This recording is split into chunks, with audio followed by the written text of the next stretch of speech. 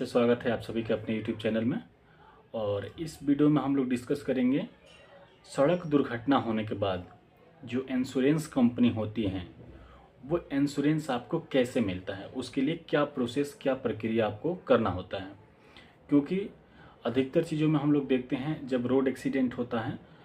जैसे हम लोगों में से अधिकतर लोग कार, बाइक या अन्य जो भी साधन हैं, गाड़ी वगैरह यूज करते हैं। तो भगवान ना करे किसी के साथ कभी कोई दुर्घटना हो, लेकिन सड़क दुर्घटनाएं इतनी हो रही है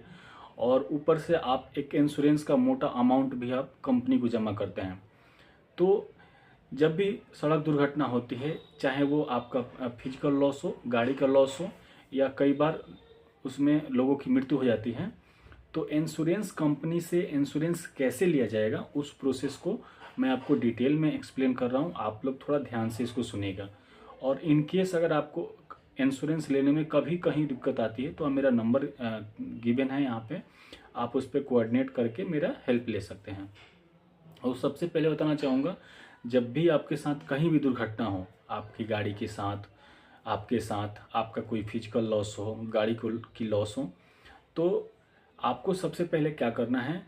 कि वहाँ से आप जैसे निकलते हैं, आप अपना मेडिकल करवाते हैं। तो जैसे आपका शरीर सबसे पहले स्वस्थ हुआ या आप जो मेन दुर्घटना है उससे थोड़ा बचे, तो आपको क्या करना होता है कि सबसे पहले एक एफआईआर दर्ज करवानी होती है। एफआईआर, आप रोड एक्सीडेंट हुआ, कुछ भी हुआ, इन केस आपको बड़ी चोट आई है और सामने किसी की गलती है कि किसी ने, दूसरी गाड़ी ने आपको टक्कर मारा है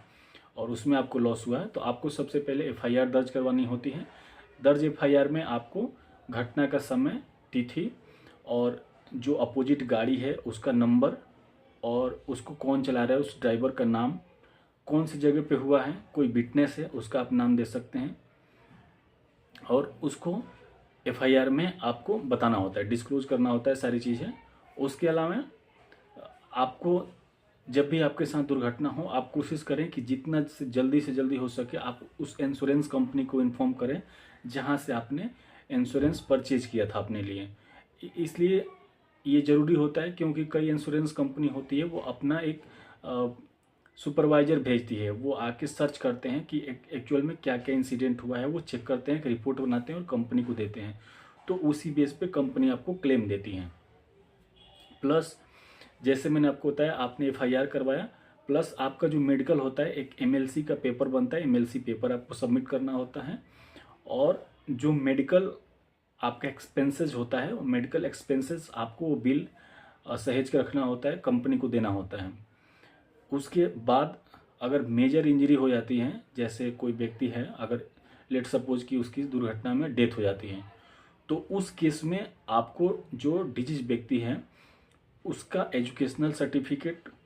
उसके फैमिली में उसके ऊपर कितने डिपेंडेंट लोग हैं वो, उसका करंट इनकम, ये सारा डिटेल्स बना के एक एमएसीटी होता है, मोटर एक्सीडेंट क्लेम ट्रिब्यूनल करके होता है, एमएसीटी एक्ट है 1988। तो उस वहाँ पे आपको एक कंप्लेन भी देनी होती है, आप मुकदमा वहाँ पे दर्ज करवाते हैं। तो जो इंश्योरेंस कंपनी आती है वो अपना सर्वे करती है और जो भी आपका क्लेम बनता है, मतलब आप उसमें कोर्ट में अगर आप केस करते हैं तो जो वहाँ पे जज होते हैं, मजिस्ट्रेट होते हैं, वो देखते हैं कि जो डिजीज व्यक्ति है जिसकी मृत्यु हुई है उसकी क्या स्टेटस है, उसका मतलब अभी के समय में उसका एजुकेशनल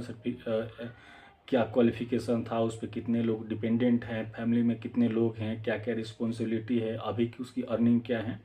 उसी के बेस पे उनको क्लेम दिया जाता है। तो इसके लिए ज़रूरी है कि जब भी दुर्घटना हो तो उसका एमएलसी आप ज़रूर बनवाएं। अगर मेडिकल में जो एक्सपेंसेस आए हैं, जो खर्च होता है दवाइयों में, हॉस्पिटल में, बेड चार्ज और ये सारी चीज़ें, उसका रसीद आप रखें, उसको सबमिट करना होता है। प्लस में अगर व्यक्ति डेथ हो गया तो उसका पोस्टमार्टम का रिपोर्ट आपको ज़रूर आपको सबमिट उसमें करना होता है। ये प्रक्रिया करने के बाद आप जो अथॉरिटीज़ हैं उसमें आप अपना दर्ज करवाएं मुकदमा और वहाँ पे सारी चीज़ें सबमिट करें। आपको इंश्योरेंस कंपनी जो है आपको जो भी आपका रीजनेबल आपका जो इंश्योरेंस बनता है वो कंपनी देगी। इन केस आपको अगर वहाँ पे कोई भी दिक्कत होता है आप हमें एक बार इन्फॉर्म करें और हम उसमें आपको आपका न्याय दिलाने में पूरा असिस्ट करेंगे। इसी के साथ इस वीडियो में इतना ही, फिर मिलेंगे नए टॉपिक के साथ, तब तक